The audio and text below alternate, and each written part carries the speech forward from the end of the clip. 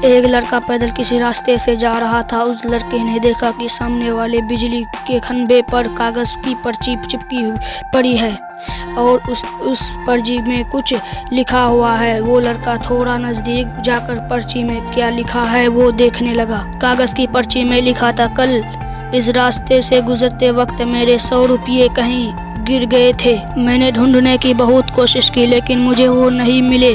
कृपया इस रास्ते पर कहीं भी किसी को भी मेरे 100 रुपये मिले तो इस पते पर पहुंचा देना।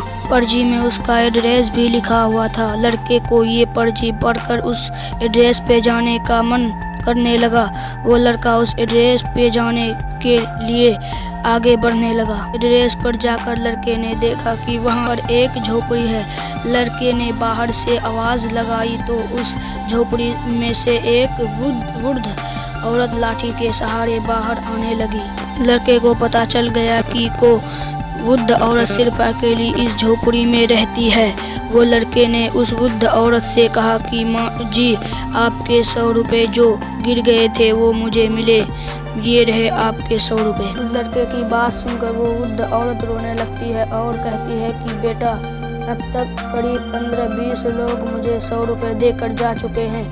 बेटा, मुझे ठीक से दिखाई भी नहीं देता है और मुझे पढ़ना लिखना भी नहीं आता है। पता नहीं किसने मेरी ऐसी हालत देखकर मेरी मदद करने के लिए ऐसा किया है। लड़के ने 100 रुपये रखने के लिए कहा पर वो वृद्ध औरत नहीं मानी। लड़के के बहुत आग्रह करने के बाद आखिर में वो वृद्ध औरत मान जाती है, लेकिन वो उस लड़के के से कहती है कि तुम जाते वक्त वो पर्ची वहाँ से फाड़ कर फेंक देना। मुझे पता नहीं किसने मेरे पे तरस खाकर ऐसा किया है।